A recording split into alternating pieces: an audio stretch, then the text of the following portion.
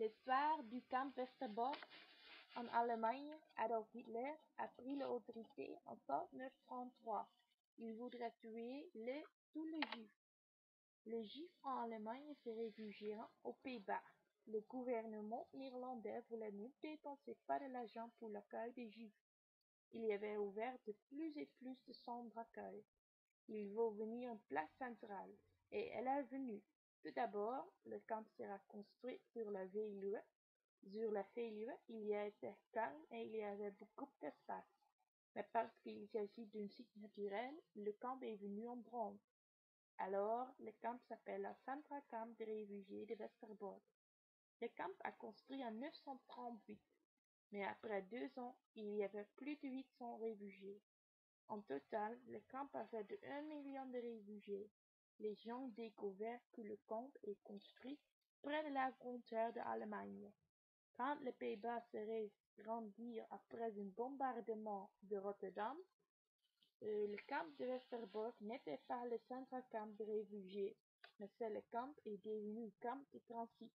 Beaucoup de Juifs, les Gitans et des résistants sont transportés sur un autre camp, comme Auschwitz et Sobibor.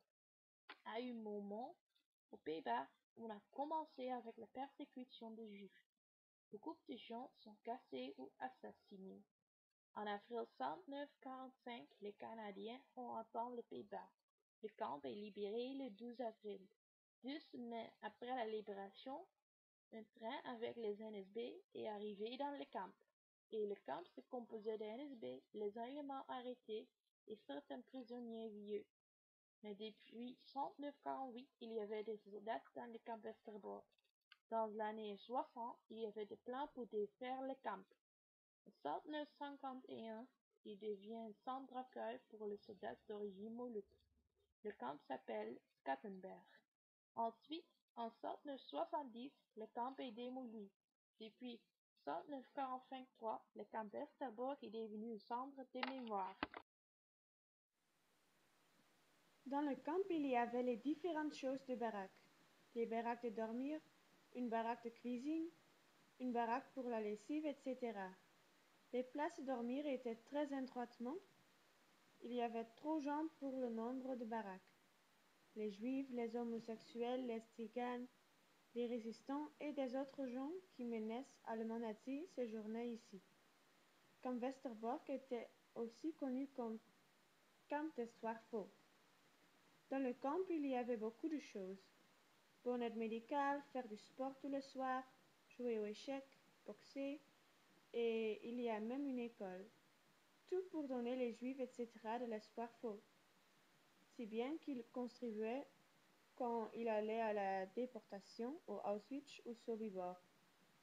Bien que presque tous les bâtiments authentiques de camp Westerbork anciens sont enlevés, il y a maintenant quelques objets dans le camp qui indiquent comment était la division antérieure. C'est aussi indiqué avec des collines. Le camp se renouvelle et les baraques seront reconstruites pour donner une meilleure compréhension de comment le camp avait l'air.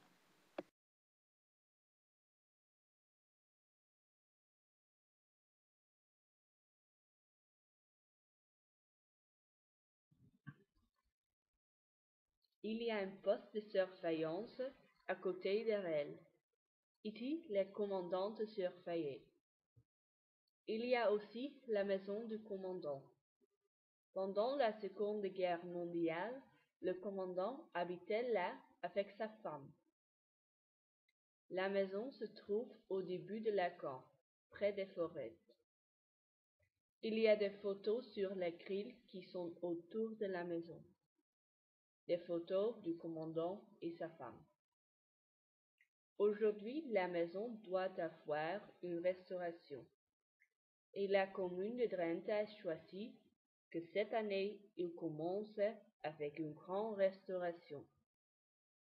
Autour de la maison, il y aurait une grande coupole et quand ils sont finis avec la restauration, la maison serait une curiosité pour surtout les jeunes qui peuvent voir un film sur la camp dans la coupole.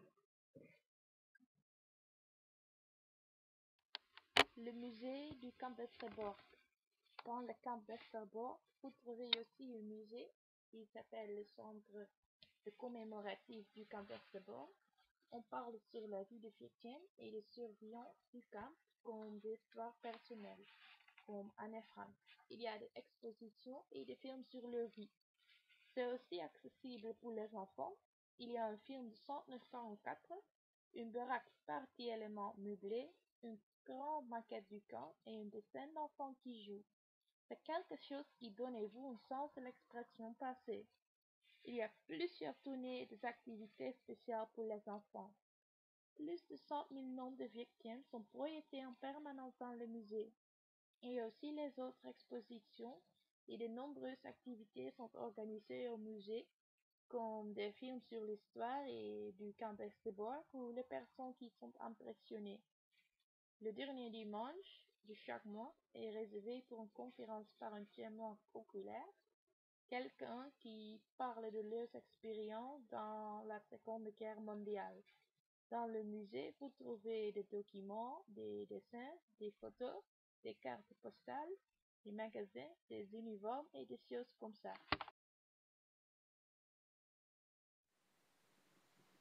Il y a aussi un autre monument, le monument de 102 000 pierres. C'est un monument et une mémoire pour les familles des victimes. Le monument se compose de 102 000 pierres.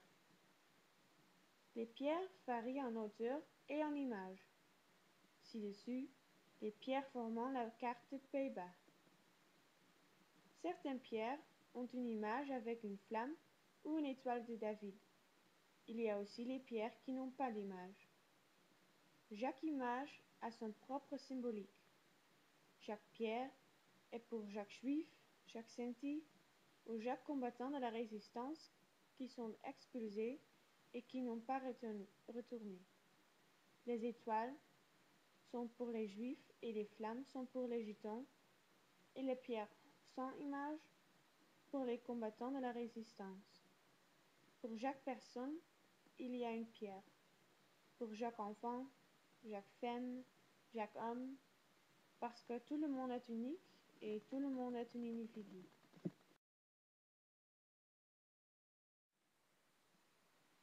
Maintenant, vous pouvez voir le monument scié dans Westerbork. Il s'agit de 5 tombeaux en pierre de taille et il y en a des textes avec le lieu, le numéro de déportant et combien de juifs sont tués. Le monument se trouve près de l'entrée du camp Westerbork ancien. Le monument national de Westerbork est l'un des monuments les plus évidents et approfondis d'Hollande.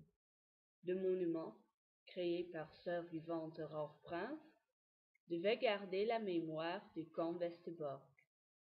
À la fin des 80 mètres de longueur, avec des moyennes les plus loin possibles, Rolf veut montrer qu'à ce camp avaient lieu des choses terribles. Les rails montent en l'air, et ça signifie le désespoir. Les traverses montrent la destruction. Les rails reposent sur 93 traverses, et ça signifie le nombre de transports qui partaient de Westerbork.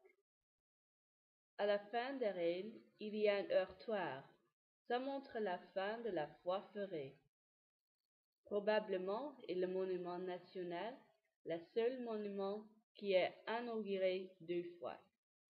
Chaque année, le 4 mai, il y a une réunion chez le monument qui est assistée par milliers.